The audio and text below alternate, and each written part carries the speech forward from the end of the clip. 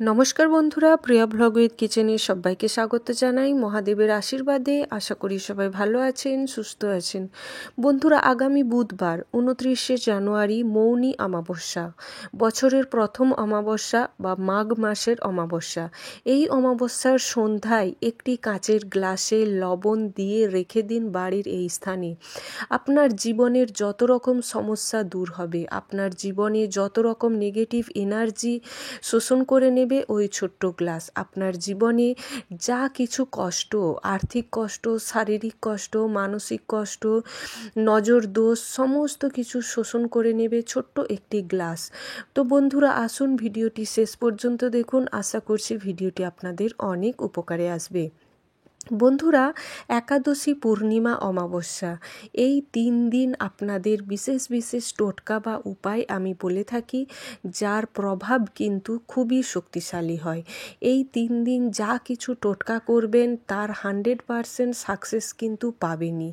তো বন্ধুরা, এই যে অমাবস্যা, মৌনী অমাবস্যা, এক কথায় বলা হয়েছে, এই অমাবস্যার কয়েকটি বিশেষ রুল বা নিয়ম আপনাদের কাছে আগে শেয়ার করছি বা বলে দিচ্ছি।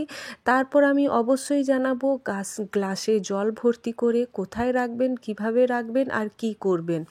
মৌনী অমাবস্যা কথার মধ্যেই রয়েছে মৌনী বা চুপচাপ বা মৌনব্রত। চুপচাপ এই দিন যত একদম চুপচাপ থাকতে পারবেন, ঠাকুরের নাম জপ করবেন, তত আপনারা সুখে স্বাচ্ছন্দ্যে থাকতে পারবেন। এই মৌনী অমাবস্যাতে দান আর স্নান, এই দুটো হলো মহান পুণ্য কাজ। এই কারণে অনেকেই মহাকুম্ভে যাচ্ছেন প্রয়াগরাজে স্নান করার জন্য। বাড়িতে বসেও আপনারা এই মহাকুম্ভ স্নানের মহাপুণ্য লাভ করতে পারেন। স্নান করার পরে 1 মগ জল বা 1 ঘটি গঙ্গা জল আপনারা মাথায় ঢেলে নিন, নিজেদের ইষ্ট দেবদেবীকে স্মরণ করে। তা হলো ভোর 5টা 10 মিনিট থেকে 6:30টার মধ্যে। এই সময়ে যদি স্নান করতে পারেন, মহাকুম্ভে স্নান করার যে পুণ্য লাভ পাবেন বাড়িতে বসেই আপনারা পেয়ে যাবেন। এরপর আসি দান। কি কি দান এই দিন করবেন? এই দিন বন্ধুরা, কম্বল দান করা বা শীতের বস্ত্র দান করা, কাঁচা দুধ দান করা বা এই দিন কালো তিল দান করা, এছাড়াও নানা রকম ফল, সবজি ইত্যাদি দান করতে পারেন। এই 3টি বিশেষ দানে মিলবে আপনাদের অনেক পুণ্য লাভ। এছাড়াও দীপদান, বাড়িতে পিতৃপুরুষদের ফটোতে সাদা মালা পরিয়ে একটি দীপদান যদি করতে পারেন, দক্ষিণ দিকে মুখ দিয়ে মাটির প্রদীপে তিল তেলের সলতে দিয়ে অবশ্যই করুন, পিতৃপুরুষদের আশীর্বাদ পাবেন। এছাড়াও আপনারা কালো তিল পিতৃপুরুষদের জলে উৎসর্গ করতে পারলে আপনাদের পিতৃপুরুষদের আশীর্বাদ পাওয়া যেতে পারে। আপনারা ছোট ছোট উপায়গুলো করুন। তার সাথে বাড়িতে যে বিশেষ উপায়টা আপনারা করবেন তা হলো একটি কাচের গ্লাসে 1 গ্লাস জল ভর্তি করে আপনাদের বাড়িতে রাখা।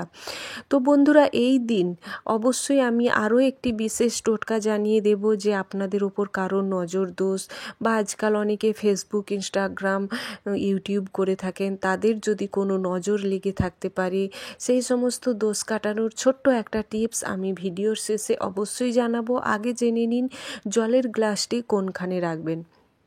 এই দিন একটি কাচের গ্লাস আপনাদের নিতে হবে, আর নেবেন একটি কাচের বাটি। গ্লাসটা কাচের না হলেও চলবে, প্লাস্টিকের যে ট্রান্সপারেন্সি অর্থাৎ জল যেন দেখা যায় সেই রকম গ্লাস হলেও চলবে।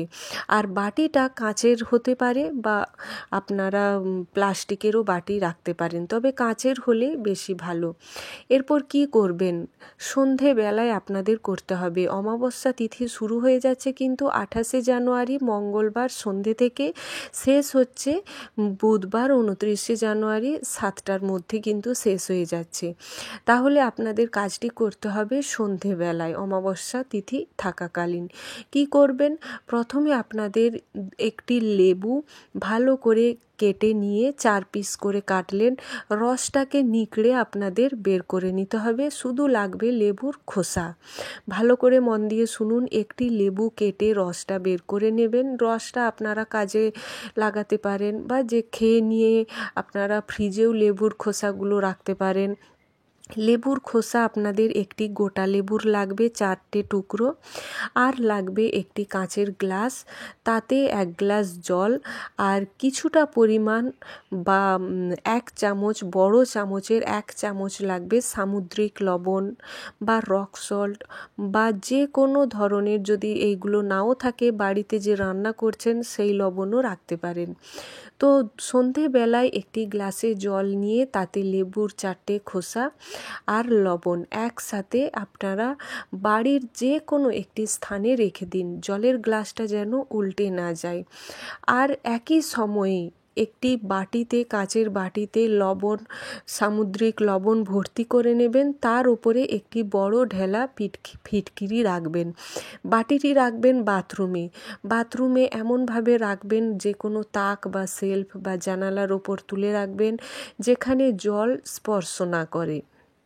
এই দুটো জিনিস আপনাদের অমাবস্যা তিথি থাকাকালীন সন্ধেবেলায় করে নিতে হবে। করে নিয়ে এই অমাবস্যাতে যদি আপনারা নাও পারেন, নেক্সট অমাবস্যাতে করুন। এই জিনিসটা এত ভালো ফলাফল দেয় আপনারা ধারণাও করতে পারবেন না। এরপর রেখে দিলেন, ব্যাস ওইভাবেই রেখে দিন, খোলা অবস্থায় রেখে দেবেন। যখন রাখবেন শুধু এটুকু কাজ আপনাদের করতে হবে। কি করবেন? আপনারা গ্লাসটি হাতে ধরে মনে মনে ভাববেন যে আপনাদের বাড়িতে সমস্ত নেগেটিভিটি ওই গ্লাসের মধ্যে প্রবেশ করছে। সমস্ত, সেটা কারোর অসুখ বিসুখ হতে পারে, কারোর অর্থকষ্ট হতে পারে, কারোর নজর দোষ, বা যারা ব্ল্যাক ম্যাজিক করে, কালা জাদু করে, বা যারা খুব নজর দিয়ে ফেলে, সেই সমস্ত যত রকমের নেগেটিভ এনার্জি ওই গ্লাসের মধ্যে প্রবেশ করে যাচ্ছে। ব্যাস, গ্লাসটা এবার আপনাদের বেডরুমেও রাখতে পারেন, বা আপনাদের ডাইনিং রুমেও রাখতে পারেন, বা যদি প্রত্যেকটি রুমে একটি করে কাচের গ্লাস রাখতে পারেন তো খুবই ভালো। এছাড়াও বাটিটাও যখন আপনারা বাথরুমে রাখবেন, সেটাও একইভাবে মনে করে এই কাজটি করবেন। এগুলো করে নিলেন, ব্যাস পরের দিন সকালে কি করবেন? কাঁচের বাটিতে লবণ ভরে ফিটকিরি রেখে ওটা 1 সপ্তাহ আপনাদের রাখতে হবে। আর কাঁচের গ্লাসের জলটা পরের দিন দেখবেন, যদি আপনাদের বাড়িতে নেগেটিভিটি থাকে, আপনাদের উপর কোনো কালা জাদু বা নজর দোষ বা নানান ধরনের সমস্যা থাকে, দেখবেন কাঁচের গ্লাসে যে জলটা রেখেছিলেন, লবণ আর একটু লেবুর সাথে তো কালার একটু চেঞ্জ হয়, কিন্তু যখন দেখবেন জলের গ্লাসের কালারটা একটা অন্য রকম দেখাচ্ছে, তখন ভাববেন যে আপনাদের বাড়িতে নেগেটিভিটি আছে, যে কোনো দিক দিয়ে আছে। সেটা নজর দোষ হতে পারে, বা কালা জাদু, বা ব্ল্যাক ম্যাজিক ইত্যাদি নানান ধরনের হতে পারে। এতে ভয় পাওয়ার কিচ্ছু নেই। জলটা নিয়ে আপনারা সোজা, যদি প্লাস্টিকের গ্লাস হয়, গ্লাস সহ কোনো বহমান জলে ফেলে দেবেন। না হলে যদি না ফেলতে যেতে পারেন, আপনাদের বেশি নেই, ওটা জলটা ফেলে ভালো করে ফ্ল্যাশ করে দিন, বা বেসিনটা, গ্লাসটা ধুয়ে নিন। এরপর কি করতে হবে? ওই দিন থেকেই পরের দিন, অর্থাৎ বুধবার, বৃহস্পতিবার সকালে আপনারা জলটা ফেলছেন, ঠিক ওই দিন থেকেই শুরু করে দিন ওই রুমে, যেই রুমে গ্লাস রেখেছিলেন, ওই রুমে একটি করে ধূপ দেওয়া, বা প্রদীপ জ্বালানো, বা ধুনো দেওয়া, বা কর্পূর জ্বালানো। যদি অতিরিক্ত গ্লাসের রং চেঞ্জ হয়ে যায়, জলের রং চেঞ্জ হয়ে যায়, সেই রুমে আপনাদের অবশ্যই কর্পূর জ্বালাতেই হবে, বা একটি প্রদীপ জ্বালাতেই হবে। এছাড়াও একটি মন্ত্র আপনাদের জপ করতে হবে, বা ফোনেতেও আপনারা চালাতে পারেন।